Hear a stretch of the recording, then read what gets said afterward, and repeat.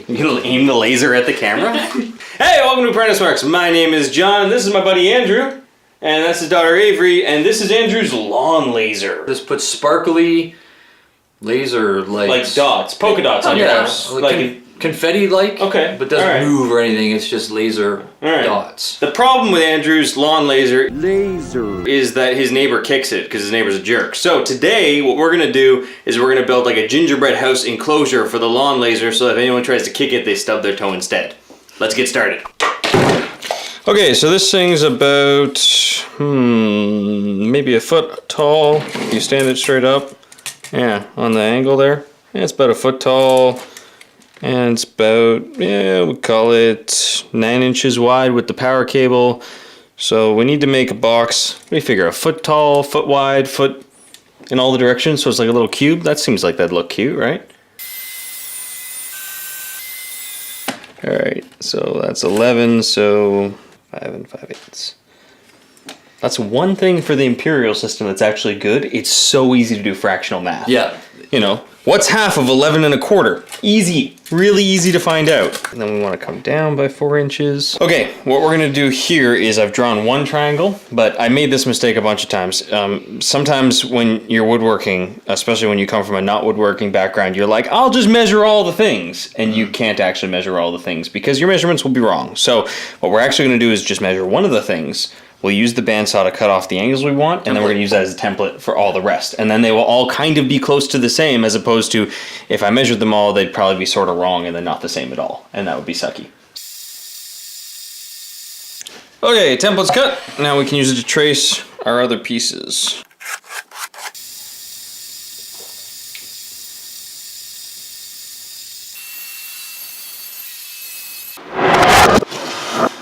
Ta-da! At this point, we've got all the sides of the gingerbread houses cut. 2 of the sides are rectangular of each house, and 2 of the sides have points on them because that'll be where the roof gets angled on. The next part to do is to actually join all the sides together. We're going to use finger joints for this so that we get a really nice, strong joint that is perfectly 90 degrees. And, I mean, also it's going to look kind of cool.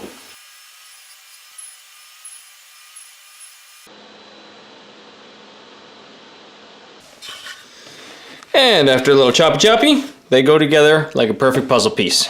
Now this will turn like that, and that will form the corner of our gingerbread house. After much dicking around, all of the corners of the box come together, and so we'll give that a glue, but before we do, see, I went and I turned it too far. You try and be like a Vanna White thing, and then it just, you know. Stick to your knitting, man. That's right. Anyway, before we do, we're going to cut this U shape here out on the bandsaw, because when we put the laser inside, if you want to aim the laser low, it might need some clearance to point out of the side of the box.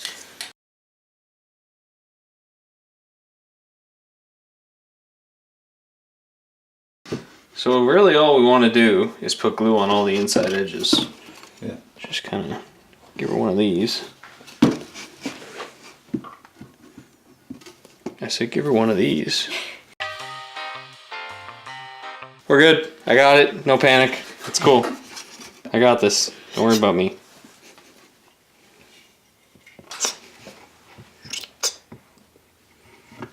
This glue doesn't dry as fast as your fancy activator. This is not super glue, but it does dry like within, 10 or 15 minutes. So you do actually kind of have to haul ass when you do this. Welcome to the top-down view of the gingerbread house. It's out of the clamps, and now we got to figure out a way to roof it. So what we're going to do is make some slats about 12 inches wide, so they go across the whole thing, and about 2 inches wide in the other way. Long, wide? I don't know dimensions. Height?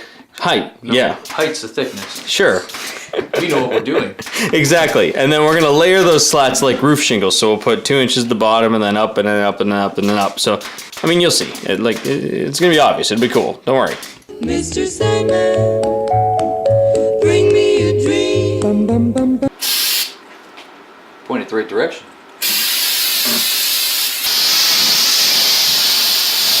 And then there was like this big scramble to get it all cleaned up. And I'm standing over a wash basin trying to wash my hands. And she just keeps bringing in pieces of furniture and things that were on the ground that she shit on. Just We needed a way to get these things to stick into Andrew's lawn. What I came up with was to take these flat L braces and we wanted to cut one edge off of them so that they were sharp. We'll screw them into the bottom 4 corners, so we should be able to just press them down into the ground, and then if anybody kicks them or runs into them or anything, the houses aren't going to go and fly away because they'll be stuck down into the lawn. I tell you are quite the artiste. what? This is the part of the video where I chirp you off camera. Off camera. Super. So after Andrew finished letting his inner artiste run wild, the pieces were done. They dried overnight and he installed them on his lawn. I gotta say, they came out pretty alright. They look like gingerbread houses and they do a good job of protecting the lawn lasers, so mission accomplished. That's it for this video. Thank you very much for tuning in. If you're interested in what I'm up to between videos, please remember to follow me over on Twitter or Instagram. I'm at Apprentice Marks in both spots. And I mean, you know how YouTube works. Hit the subscribe, the like button, the bell, all that shit, and you know, you'll see my next video. Cheers!